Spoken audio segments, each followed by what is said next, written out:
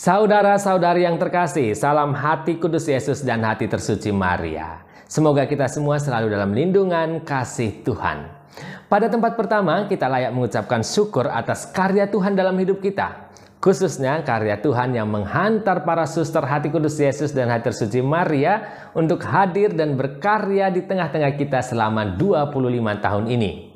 Dan menggunakan kesempatan ini, saya dan tim Rumah Retret Batam Oase Center dan teman-teman Damian Muda Youth Center mengucapkan selamat kepada para suster SSCC Indonesia. Saudara-saudari yang terkasih, jujur sebagai saudara saya merasa bahagia dilibatkan dalam perayaan ini. Apalagi diminta untuk berbicara tentang tokoh idola saya, Santo Damian de Vester. Bagi saya, sosok tokoh ini sangat berarti dalam hidup. Kisah hidupnya menjadi tema utama skripsi saya. Surat-suratnya menginspirasi 2 naskah teater saya yang sempat dipentaskan di Taman Budaya Yogyakarta. Dan yang sangat mempengaruhi saya untuk kembali bergabung dalam keluarga religius ini.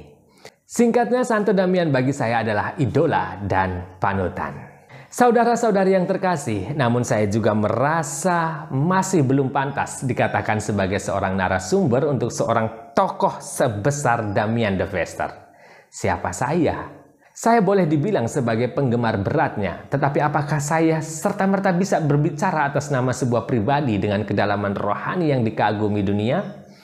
Tentu saya jauh dari kata layak. Jadi sebelum saya melangkah lebih jauh, saya mohon izin kepada para senior saya atau para pribadi lain yang sudah lebih dahulu mendalami spiritualitas Santo Damian. Saya hanya pada kesempatan ini mencoba meniru beliau, Santo Damian, yang berani mengambil kesempatan jika itu berhubungan dengan karya keselamatan. Mencoba menempatkan diri seperti beliau menempatkan dirinya di bawah perlindungan the divine providence, Sang Penyelenggara Ilahi. Baiklah saudara-saudari yang terkasih, pada kesempatan ini saya akan menghadirkan beberapa informasi seputar kehidupan Santo Damian de Vester dari lahir hingga saat beliau beranjak menuju tanah misi. Dan Suster Romeka SSCC akan melanjutkan kisah tentang Santo Damian di sesi kedua nanti. Baiklah, kita langsung saja ke informasi yang pertama. Dilahirkan pada tanggal 3 Januari 1840 dan dibaptis pada hari itu juga. Santo Damian diberi nama Joseph de Vester.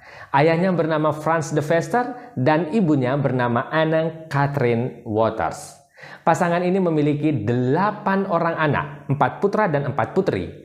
Joseph sendiri adalah anak ke-7 dan merupakan laki-laki yang terakhir.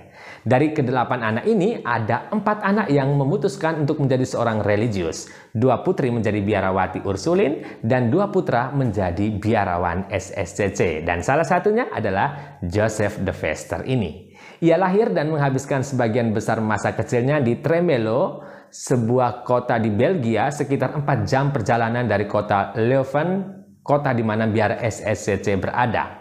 Jarak dari rumahnya ke gereja Tremelo kira-kira setengah jam perjalanan.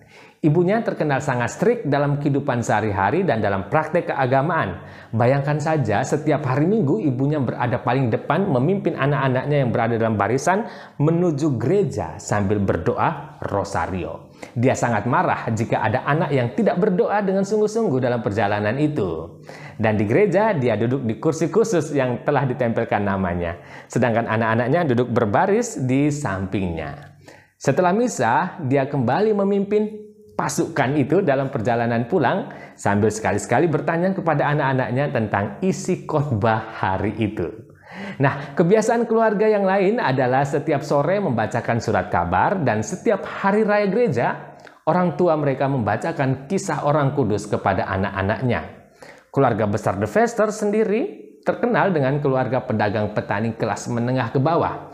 Artinya, bukan keluarga kaya tetapi cukup mempunyai beberapa pegawai di ladang dan di bisnis perdagangannya.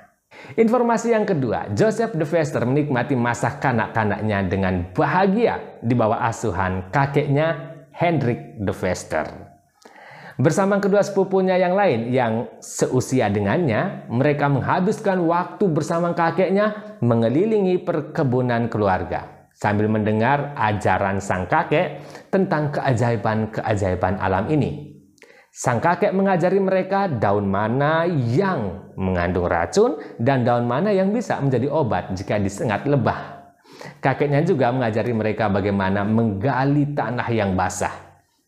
Sekali-sekali kakeknya mengajak mereka berkenalan dengan warga lain yang berprofesi sebagai tukang kayu atau yang berprofesi sebagai gembala ternak. Relasi antara seorang kakek dan cucunya memang cukup dekat. Suatu waktu di hari Pentakosta, Joseph saat itu berusia 4 tahun membuat semua orang dalam keluarga panik karena Joseph menghilang di tengah keramaian perayaan pesta.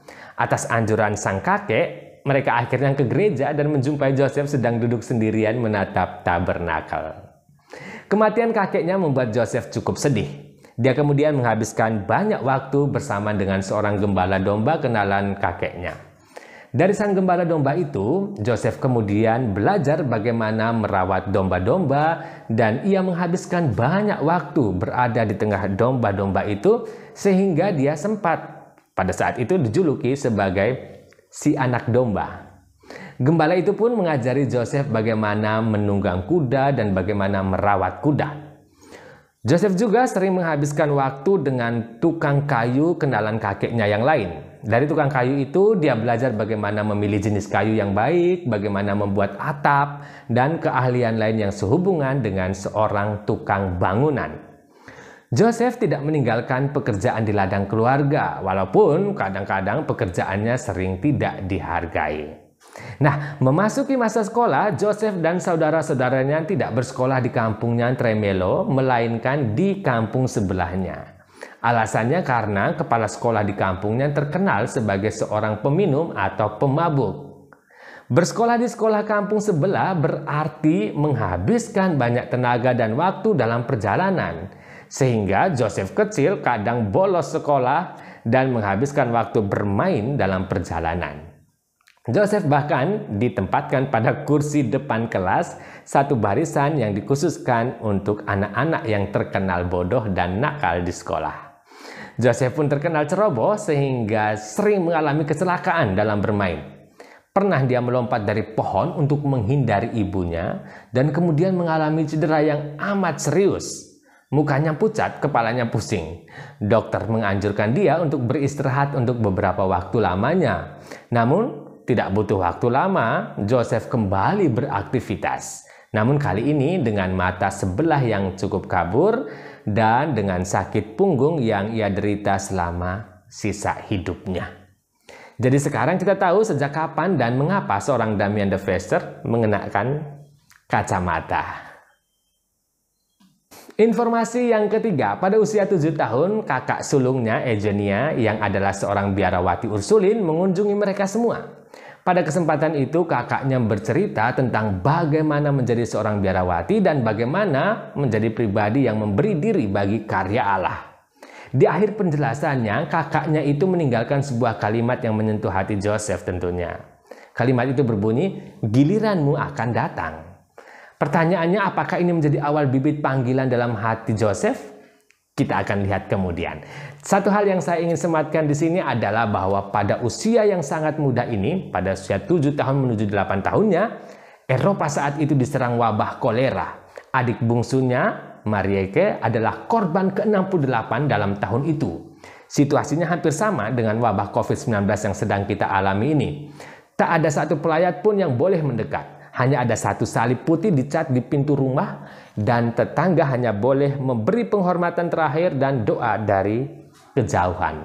Joseph yang mendekati usia 8 tahun melaksanakan tugasnya sebagai seorang kakak laki-laki. Ia turut mengangkat jenazah adiknya yang tidak berat itu, namun harus menuju gereja melewati hujan lebat pada malam itu. Setelah misa singkat, mereka kemudian menguburkan adiknya pas di samping gereja di tengah hujan yang lebat. Informasi yang keempat, Joseph menerima sakramen penguatan pada hari Minggu Palma 13 April 1851. Pada tahun 1854, 3 tahun kemudian, ia lulus dari sekolah dasar. Namun sayang, dia tidak disekolahkan lanjut seperti umumnya tradisi dalam keluarga de Vester. Apakah karena kendala biaya? Tentu tidak, karena pada tahun itu usaha keluarga mencatat keuntungan yang berarti. Apakah karena dia bodoh? Tidak, karena Joseph punya kemampuan untuk belajar mandiri. Hanya Joseph yang tidak melanjutkan sekolah dalam keluarga besar De Vester.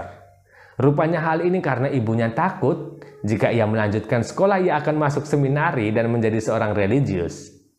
Ibunya cukup trauma dengan kemiskinan biara mengingat anak sulungnya, Eugenia, meninggal dunia oleh tipes karena praktek kemiskinan yang ketat dalam biara. Sementara ibunya sendiri gagal meyakinkan Augustinus, kakaknya, untuk menjadi seorang dokter. Sehingga Augustinus masuk biara SSCC tepat di hari ulang tahunnya sendiri, yakni pada tanggal 9 Oktober, yang kemudian dikenal dengan Pater Pamphilius. Joseph akhirnya menerima nasibnya dan mulai mengelola perdagangan dan perkebunan keluarga.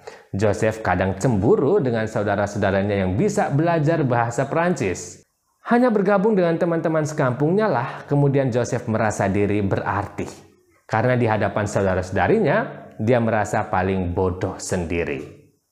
Sahabat-sahabat yang terkasih, melihat Joseph yang kian hari kian frustrasi dengan nasibnya, akhirnya orang tuanya memutuskan untuk menyekolahkan Joseph De Vester. Pada tahun 1857, di saat ia berusia 17 tahun, Joseph pun masuk sekolah dagang di Grevenbrekel. Sayangnya di sekolah baru itu mereka menggunakan bahasa Prancis dan dia tidak tahu satu kata pun dalam bahasa Prancis sehingga menjadi bahan ejekan teman-temannya. Joseph marah dan membuat perhitungan dengan mereka semua. Perkelahian pun terjadi dan sejak saat itu tak ada satu teman pun yang berani mengejeknya lagi. Mereka ketakutan. Memanfaatkan situasi ini, Joseph akhirnya meminta mereka untuk mengajari kata-kata bahasa Prancis. Semangat belajarnya sangat tinggi sehingga hampir semua buku catatannya penuh dengan kata-kata baru dan perkembangan bahasa Prancisnya pun sungguh mengalami kemajuan yang berarti. Informasi yang kelima, semangat belajar bahasa Prancis tumbuh seiring dengan keinginannya untuk menjadi seorang biarawan. Pada tahun itu, saudari keduanya Pauline, mengikrarkan kaul kekalnya sehingga ia menulis surat kepada orang tuanya seperti ini.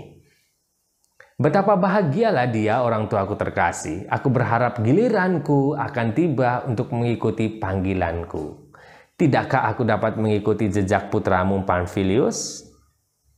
Saudara-saudari yang terkasih, kita melihat bahwa Joseph menggunakan kalimat yang sama. Giliranku akan tiba. Ini menandakan bahwa pertanyaan kita tadi, apakah bibit panggilan sudah mulai tumbuh saat mendengar ajakan kakaknya Eugenia?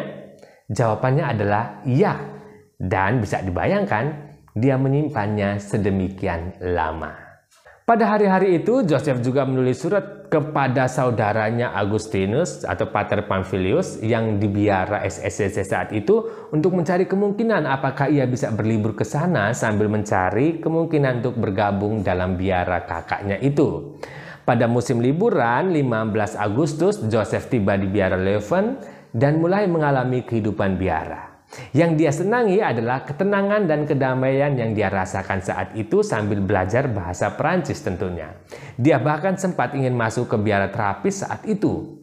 Namun pemimpin biara di Leuven saat itu menasihati dia untuk menyelesaikan dahulu sekolah menengahnya karena dengan demikian dia bisa melanjutkan studi untuk menjadi seorang imam. Tanpa sekolah menengah, dia tidak bisa menjadi seorang imam. Pada bulan Oktober 1858, tahun ajaran sekolah pun dimulai.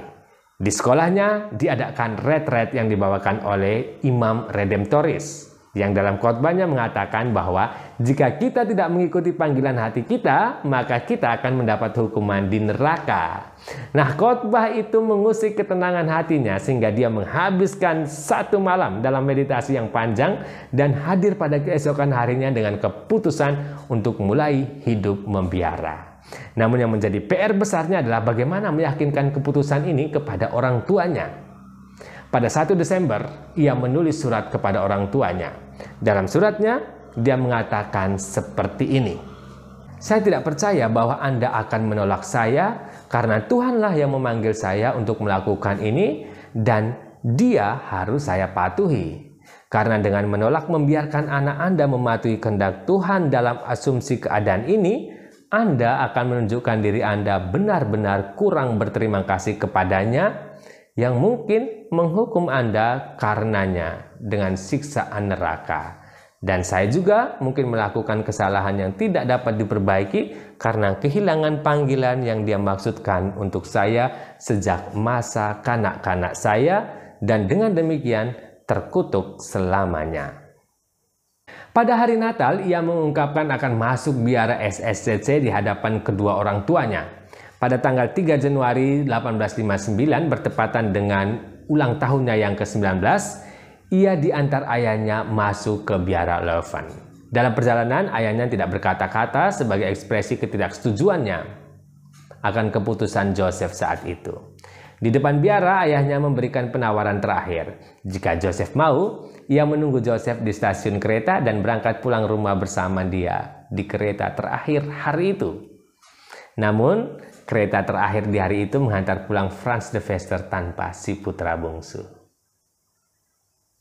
Informasi yang keenam, pada tanggal 3 Januari 1859, seperti yang saya katakan tadi, di hari ulang tahunnya yang ke-19, Joseph masuk ke biara SSCC di Leuven.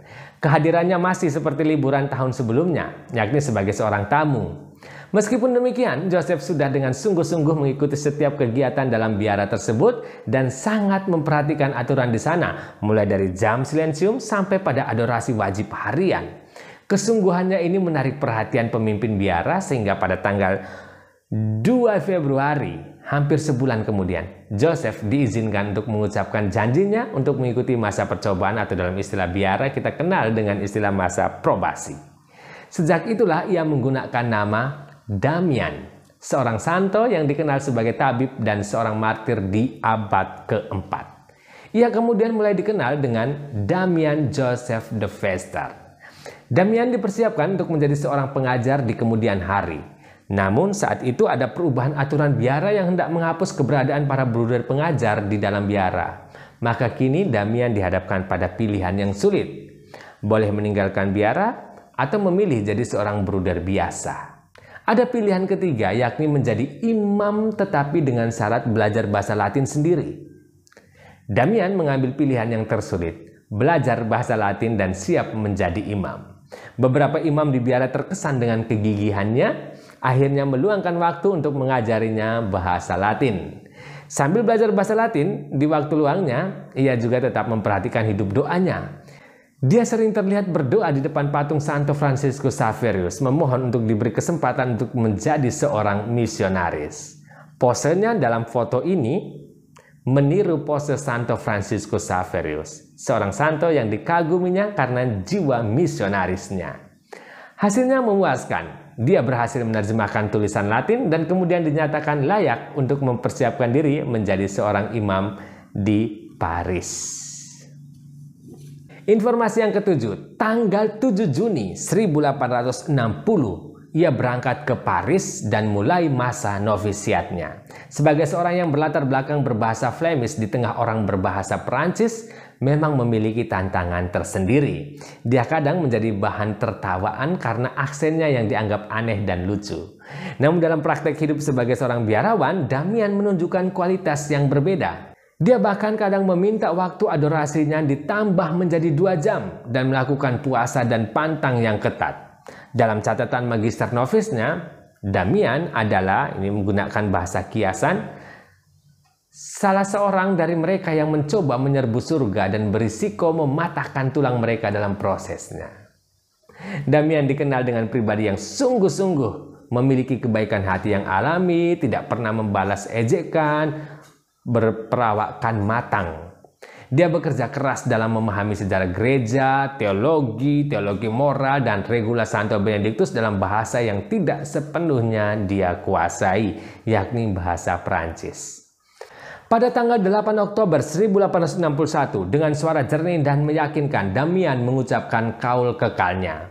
Pengucapan kaul kekal ini menghantar Damian pada tuntutan yang lebih tinggi lagi, yakni studi lebih lanjut untuk mempersiapkan diri jadi imam. Tuntutan yang semakin tinggi tidak mengubah pola hidup biaranya yang ketat dan tertata. Dia tetap bangun jam 4:30 pagi setiap hari, meditasi, misa, ofisi, adorasi, rosario, dan banyak rutinitas biara lainnya tetap dia jalani dengan sepenuh hati. Pada masa-masa ini, Damian sempat bertemu dengan uskup yang mengatur para misionaris dan bertemu juga dengan pimpinan umum biara saat itu. Damian nampak antusias bertanya-tanya tentang karya misionaris dan mencari kemungkinan untuk diutus suatu waktu nanti sebagai seorang misionaris. Tetapi saat itu, dia dinasihati untuk fokus pada pendidikan menjadi imam terlebih dahulu karena misi membutuhkan tenaga seorang imam.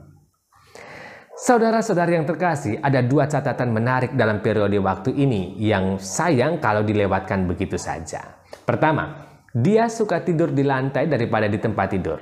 Praktek ini meninggalkan kesan entah dia sedang mempraktekkan cara hidup monastik yang sulit bagi dirinya atau karena memang untuk meringankan penderitaan bagian punggung belakangnya akibat jatuh saat waktu kecil itu. Catatan yang kedua adalah bahwa pemahaman akan teologi dan moralnya menunjukkan kemajuan yang berarti. Dalam suratnya kepada orang tua atau keluarganya, nampak bahwa dia selalu berdoa bagi kedua orang tuanya setiap hari dan menyatakan bahwa jika ada keluarga yang meninggal dunia, dia tidak akan terlalu tenggelam dalam duka cita yang dalam. Karena baginya, hidup ini hanyalah masa persiapan bagi kehidupan yang sesungguhnya kelak. Informasi yang ke-8.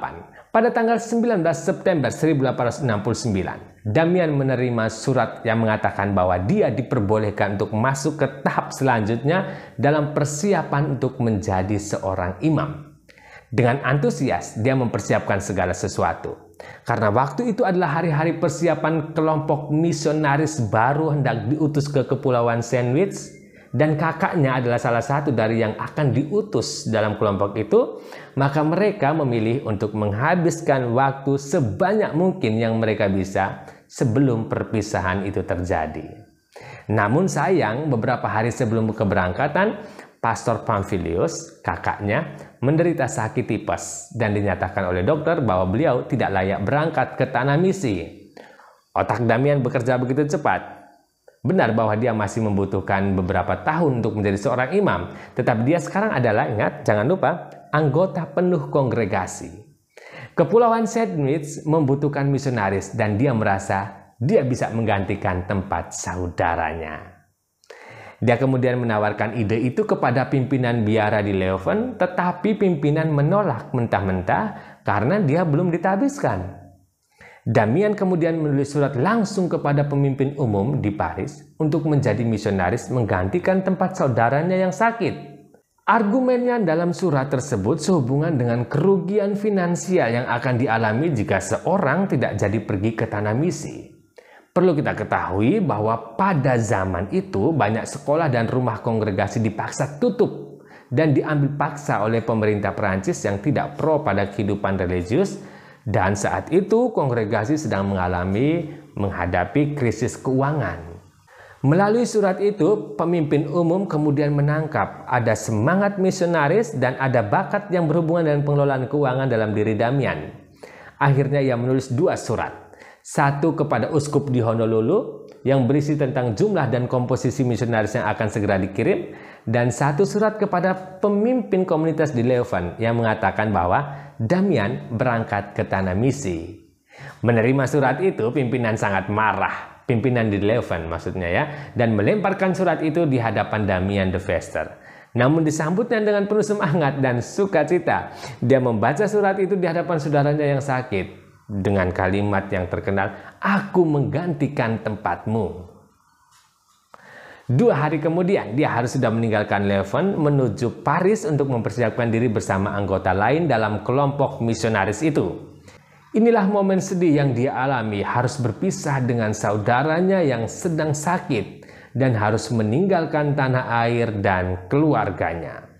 Pamphilius menguatkan hati saudaranya dengan menulis ini ya di salah satu lembar buku yang diberikan kepada Damian sebagai pegangan. Selama ini kita selalu bersama, sekarang kita hendak berpisah. Betapa sering aku tidak melihatmu lagi di hadapanku.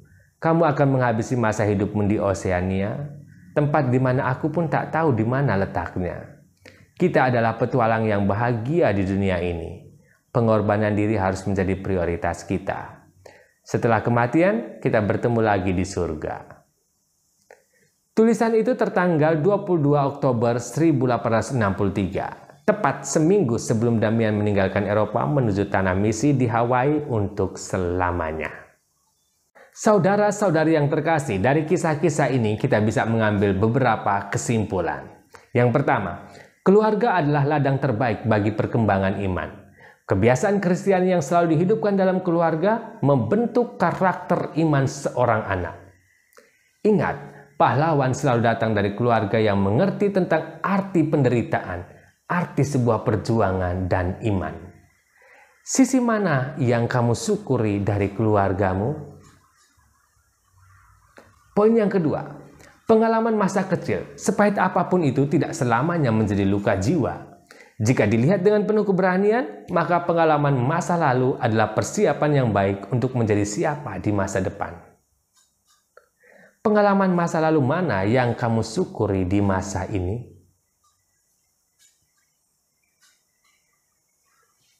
Poin yang ketiga, iman pada penyelenggaraan ilahi membuat luka menjadi obat. Tantangan menjadi kesempatan, duka menjadi kebahagiaan.